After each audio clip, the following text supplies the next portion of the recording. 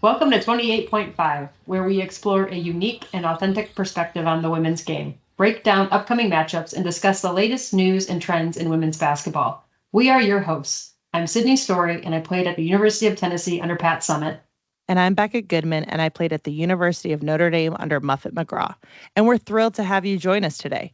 Before we jump in, make sure to subscribe so you never miss an episode. And if you enjoy what you hear, be sure to tune in each week and support and share the love. Now let's get started with today's episode. Becca, how's it going? How was your day? Good, Sid. Just, dealing with the dreary weather. It's like not snowing yet, but it should be snowing. So we're dealing with that dilemma. Are you guys ready for snow? Yeah, I'm ready for snow. I agree. Like when it's just rainy and dreary, it's no fun for anybody. But when there's snow, at least the ground looks pretty for a little bit. It's just like such the curse of where we live. And it's probably why you and I just played basketball in the winters. Indoors. You don't want to be outside, and basketball is the perfect excuse to be inside, whether you're watching it, playing it, all the above. To us, that indoor sport is where it's at. So let's jump into today's episode. We have a team huddle. So we are very, I know, right? It's I love a fun huddles. One. It is. We're very excited. We've got 4 questions queued up that we have picked from listeners who have submitted them. And I am very excited about these questions. I think we have at least a couple juicy ones that I think we're going to just try to give our honest opinions on. And we'll see go where from it there. Goes. I love how we'll go from there. We'll see where it goes. Yeah.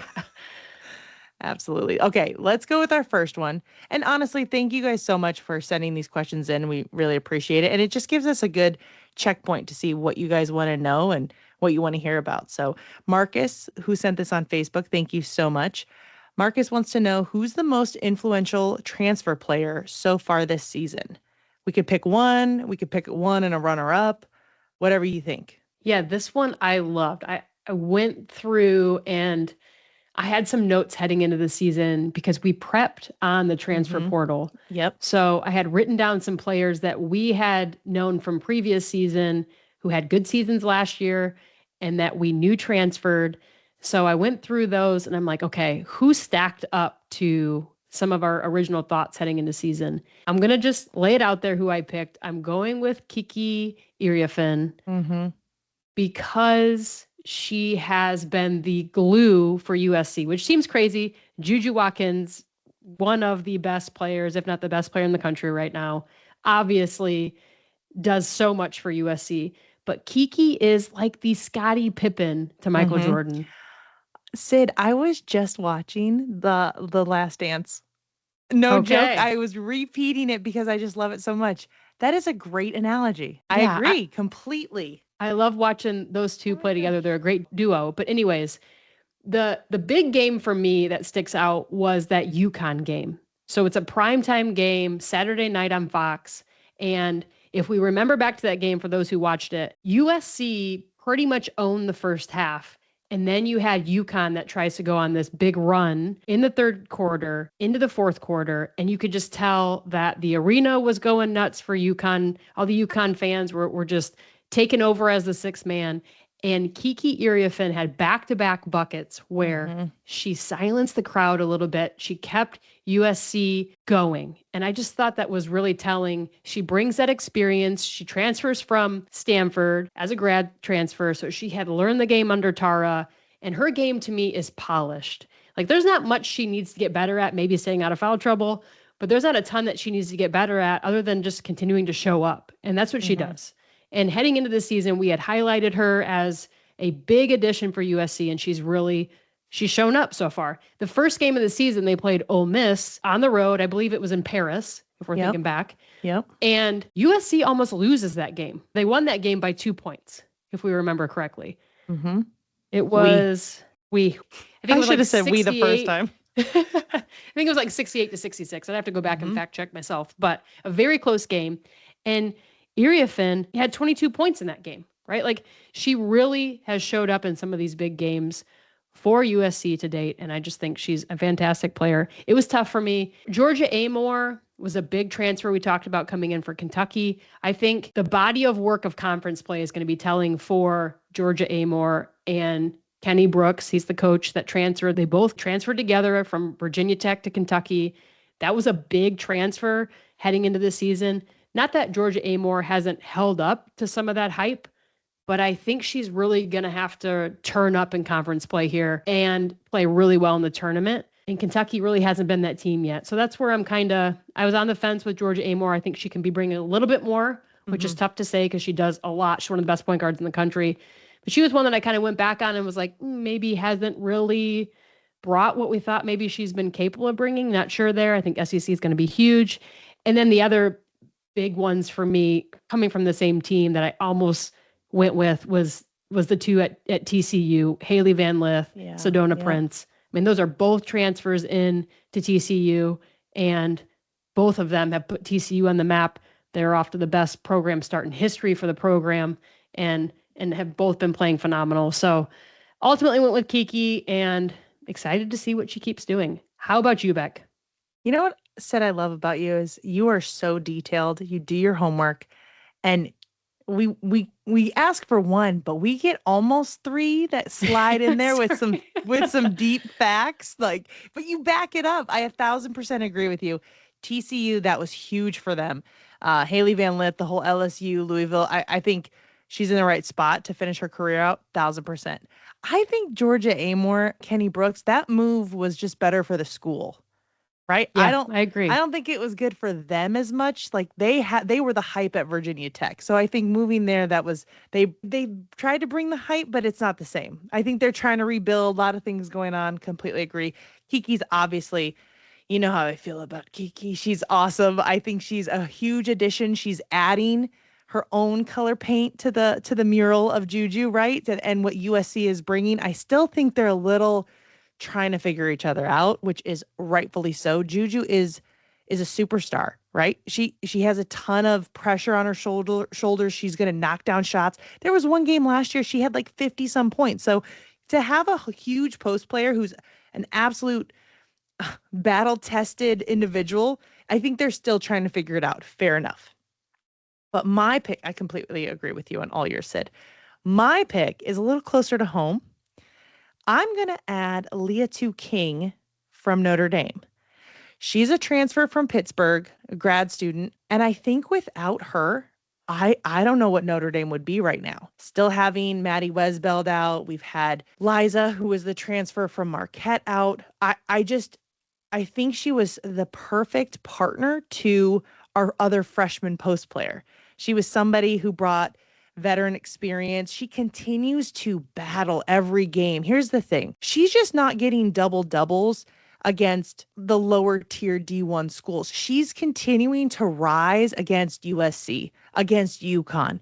She's going after balls and rebounds and putbacks. And I think that level of tenacity and athleticism and consistency is just something that if we didn't have, Hannah brings it on the defensive end as a guard. But I just think Leah is a huge asset to Notre Dame, and I'm thrilled to have her as part of the Irish. Oh, absolutely. I think what Leah King brings to Notre Dame, it just makes Notre Dame that much more well-rounded. And she's coming in and now supporting a team that is star-studded. And for folks to know who she is on that team and what she can bring just shows her body of work so far and what she's capable of bringing. She's fun to watch. Like, she's all over the place. And it doesn't seem like she's trying too hard. Do you know what I mean? Like some transfers are, they have a lot of weight on their shoulders where they have to come in. And honestly, maybe Kiki, and they're dealing with a lot of that at USC, a lot of star power there. I think Leah was able to just kind of come in and make it what she wanted. And it was exactly what Notre Dame needed. It was a flawless transition without a doubt. They play so well together. I think what's interesting is to not forget about Lucy Olson here, the transfer to Iowa. Yeah, right, from Villanova. That is interesting because I think she had a lot of pressure coming into Iowa. Those Iowa fans are diehards at this point, especially having just had Caitlin Clark there. And Lucy comes in. She was one of the top scorers in the country last year. She's averaging 17.5 points per game right now at Iowa. It's not like she's having a bad season by any means. What I think Lucy Olson is capable of bringing more of is just that overall leadership. Is she making the players around her better? That's what I think maybe is missing a little bit. And maybe we're going to see more of that in Big Ten play here. Don't get me wrong. She's a way better basketball player than I ever was. I'm not trying to cast stones at all. I do think she's capable of bringing more. And maybe it's just continuing to be more comfortable in Jan Jensen's system and playing with the Hawkeyes now. I think they've done a great job in welcoming her. You know the fans support her and that everyone wants her to do well. It's just a lot to come in and try to be that next big scorer after Caitlin Clark. That's a ton of pressure. And they're not, nobody's Caitlin Clark, right? They're not the same player. She's one of one. Yeah. And they play somewhat similar, right? They're both gamers. Lucy Olson is an absolute threat on the offensive end. Her mid-range game is unbelievable. One of the best in the country, for sure. You want to see more of that. And I think she's capable of bringing maybe a little bit more. So that'll be interesting to see how she handles the second half of the season here. How unfair is it that she was killing it at Villanova last year? Third leading scorer in the nation. And I'm just going to say it, wasn't given her flowers then. She wasn't. Right. I don't think she was. I knew of her, but not like the details to watch her games, to study it. So it's really tough for her, where she was so successful last year and probably should have had the rights to be a spotlight. And now she's completely transitioned to Iowa, where, as you've mentioned, amazing fan base, but they're going to compare you to Caitlin Clark. And she's mentioned that before, like, I'm honored to be in the same sentence. But regardless, that's a tough act to follow, period. I hope she gives herself grace and she takes it day by day. I love the fact in the Michigan State game, they lost. She had the last second shot. And before, she was kind of out of whack with her game and she wasn't on.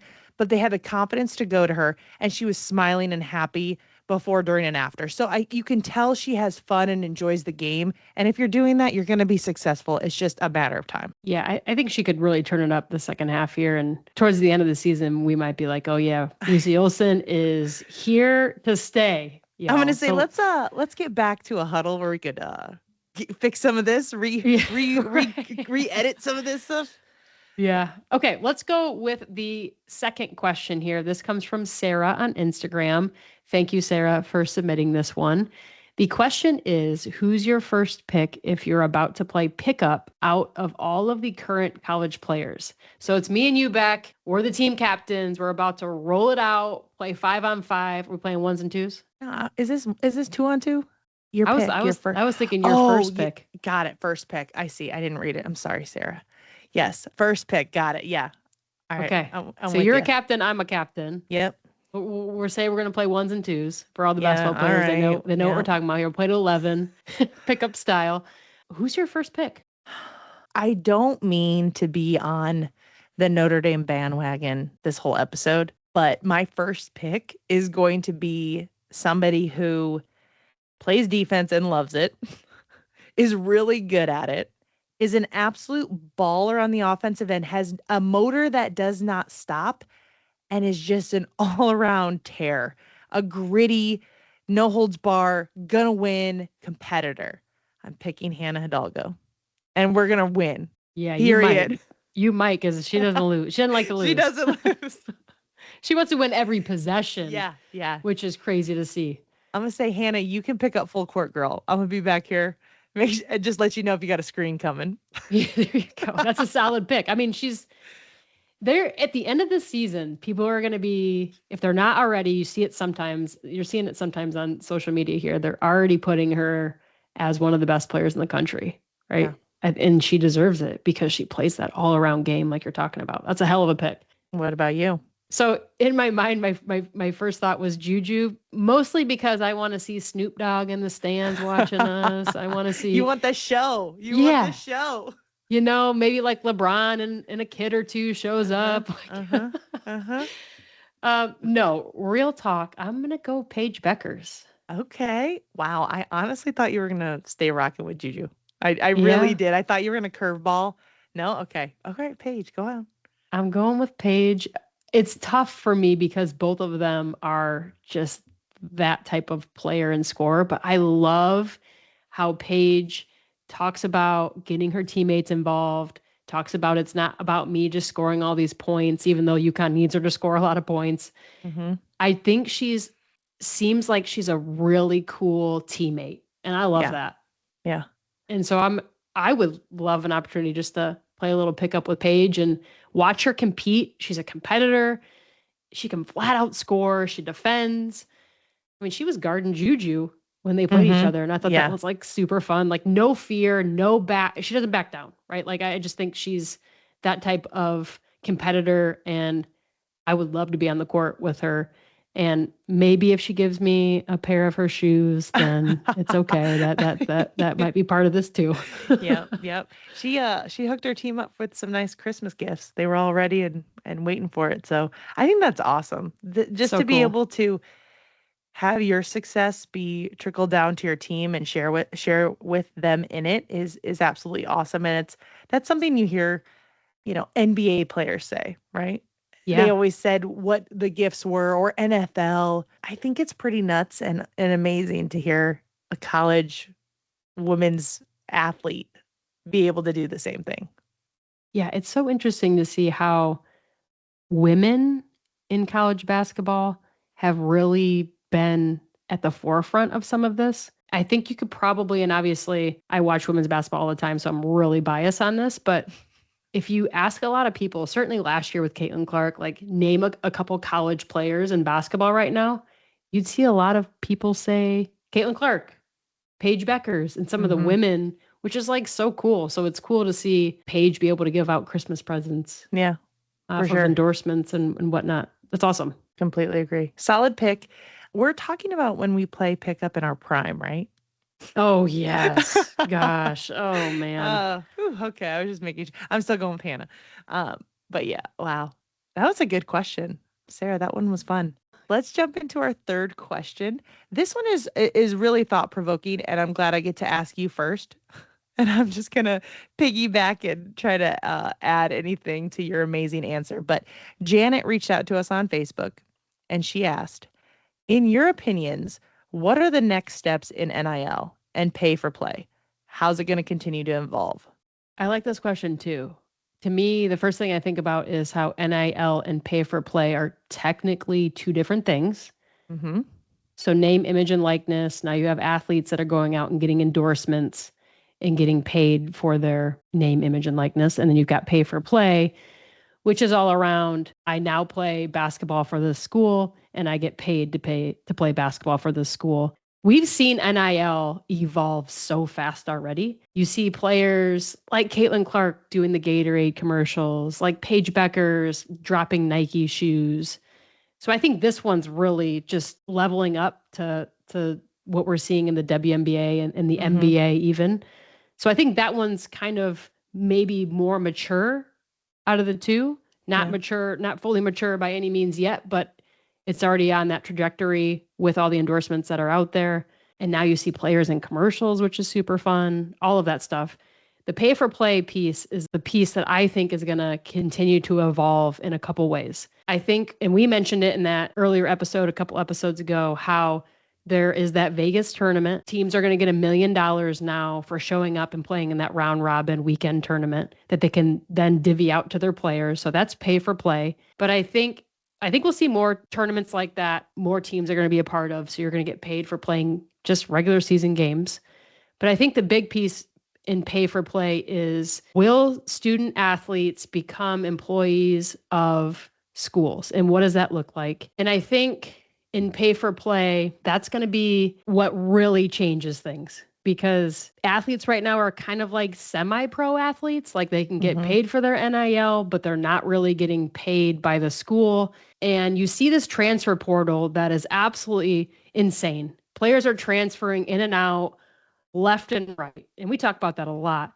So if it goes to a pay for play structure where universities are paying players outright paychecks, there needs to be some type of contract in place. And I am all for this, because in that contract, they should lock players in Mm-hmm. for 2 years, 3 years, whatever it is. You sign this contract, you're in this contract unless somebody's going to buy you out, right? Like similar to how some of these coaches' contracts are structured. I think down the road, it might evolve into some of that. It's going to be interesting. We've talked about private equities coming in and actually buying athletic departments. How does that change pay for play at that point? That'd be maybe a different spin on it where you're not necessarily an employee of the university, but now you're an employee of this private equity group that essentially owns the athletic department. So, what does pay for play potentially look like there as they're trying to make sure they have and are bringing in the best athletes in the country? So, I think this could go in multiple directions. The craziest thing to me, and maybe not so crazy because you and I know how the NCAA was back when we played, but the NCAA really has not stepped up and governed any of this. Mm-hmm. It's that transfer portal. They got to figure out that piece of it. And you've got the Miami, Florida men's basketball coach who's stepped down Mm-hmm. because he's like, yo, we made the Final Four and I had 8 players that wanted to transfer Crazy. after we make the Final Four because they think that they can make more money elsewhere. And so what do? They transfer. You can't blame them. I mean, these Mm-hmm. college coaches do this all the time. You've got college coaches that work their way up from mid-majors, have successful seasons, and they leave. Kim Caldwell, perfect example at Tennessee, right? She has a good season at Marshall. She gets, hand plucked and leaves. Coaches do it all the time. So Mm-hmm. now it kind of, do you even some of that playing field and do you lock players into contracts where they're hopefully staying at schools longer? I would be all for that because I think it's fun to have those players who consistently show up for those schools and there's a little bit of loyalty. But who knows? That's a long-winded answer, but this one is right up my alley. Yeah. Which is why I'm really glad you answered it first. I 1,000% agree with you. I think the fact that the NCAA, who we always thought when we played were the powers that be, like they're over everything, even though they kind of weren't. Certain players, certain programs, they got their hand slapped, they got things happened, right? But it just wasn't as governed as we all it had thought it was. You thought it was. I mean, period. You just assumed they were like the eyes in the sky and they knew stuff. Oh my gosh, somebody paid for my dinner. I got to go track them down, right? Things like that seem so ridiculous now. And I think the fact that they opened the transfer portal to what it is, and I think the fact that now NIL is involved, the floodgates are open. This is, if they don't step up now or soon with like a very structured system of like rules, I just think it's going to get completely out of control. And I'm not saying it can't happen. I'm not saying there's not a balance somewhere. I don't really know what the best option is. I do think, right, when we think about it, we go to school to get an education. If you are transferring all around and it's based on a team and it's based on endorsements and it's based on money, are you still even really eligible? Are you still really going to school? And I'm not trying to be the bearer of bad news. I'm just saying, from someone who got an education from the University of Notre Dame, I'm very proud of that. And I didn't have to pay for it. Well, I paid for it other ways, right? Blood, sweat, tears, hard work.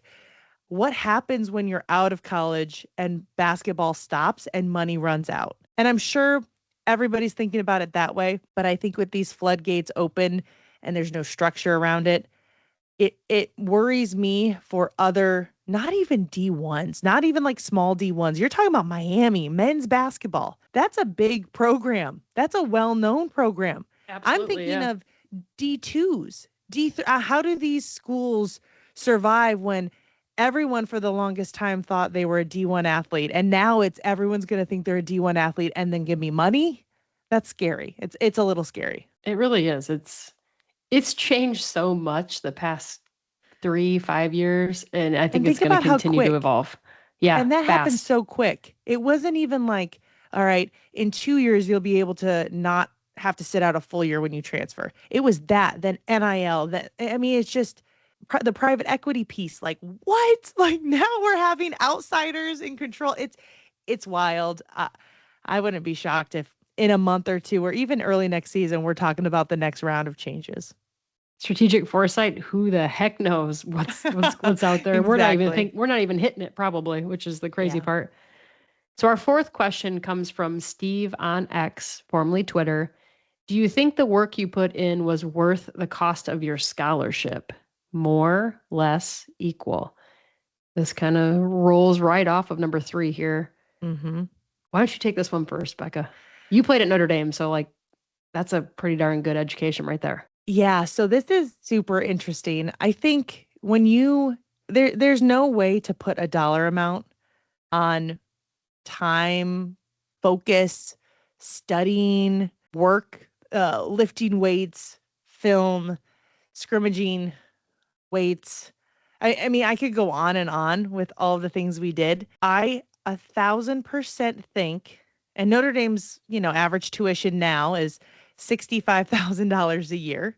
I 1,000% think what we did was equal to, if not more, of what we got, right? You're adding, I'm also going to add in your tuition. I'm going to add in flights, charters, buses, meals, gear.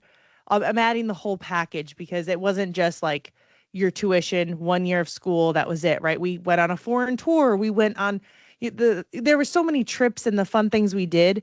So I just think a lot of teams or a lot of schools might not have the luxury that we had, but I'm 1,000% a firm believer that we earned it. And I wish I would have totaled all the time that we were in the gym. I wish I would have totaled the time we were in film, scout. I mean, just like practice, all the things, because it would have added up to definitely a full-time job. And then you have school on top of it, which is supposed to be your full-time job. So yeah, very thankful for the fact that I was on a full ride scholarship to Notre Dame. And what I got out of it after the fact was a ton of work ethic in and out of the classroom. So, and on and off the court. So I think regardless of how it wasn't dollar for dollar, I gained so much more from just understanding time management. The roles in the world of business isn't always the prettiest, how to get through tough stuff, just a lot, right? And that was a deep question. It got a little deeper than I thought. But what about you, Sid? What do you think?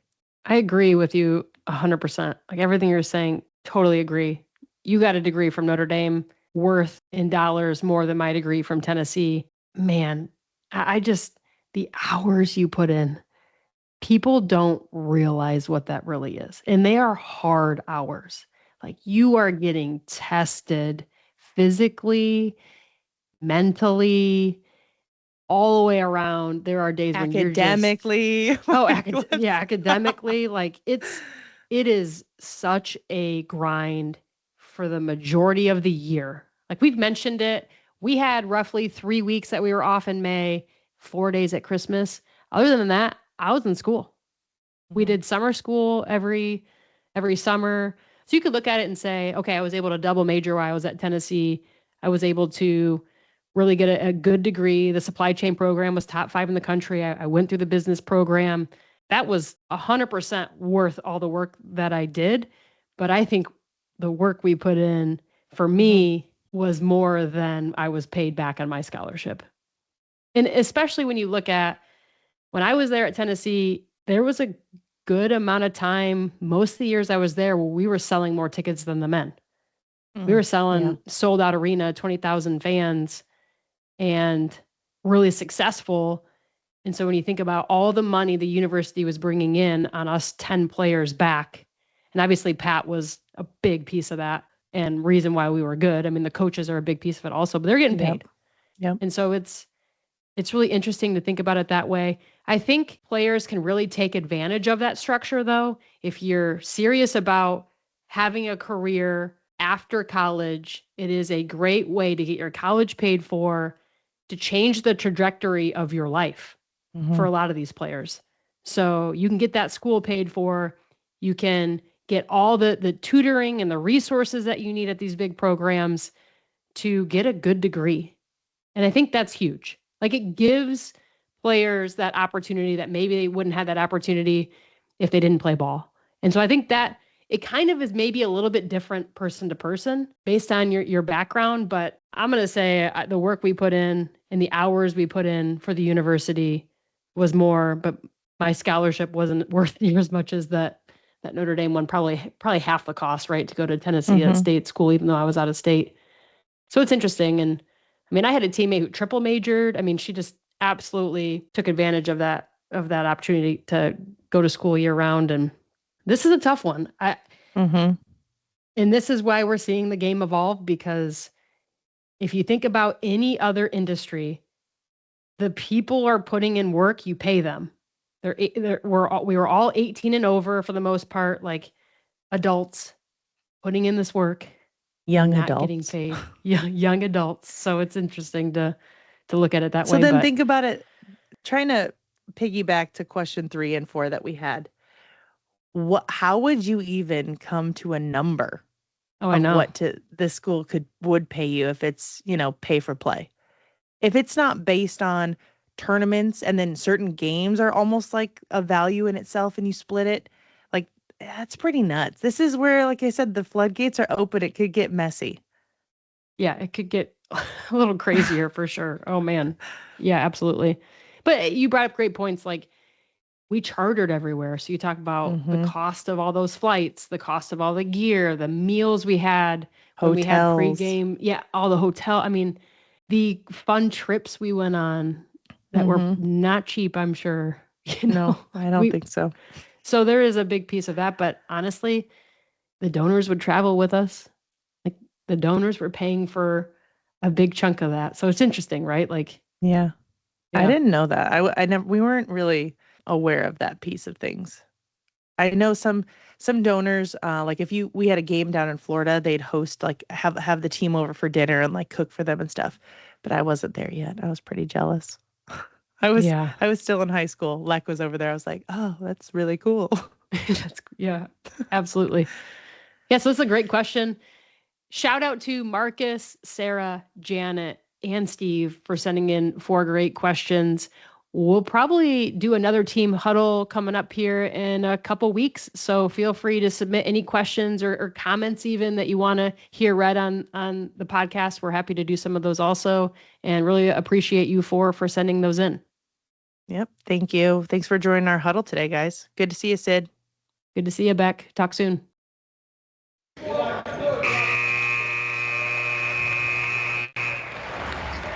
That's the 28.5 final buzzer for today's episode. Don't forget to hit follow on your preferred podcast platforms to catch every play-by-play. New episodes drop each week throughout the season. If you've enjoyed our courtside chat, drop us a review or follow us on our social media accounts. And remember, from females who have played the game, the size of the ball matters.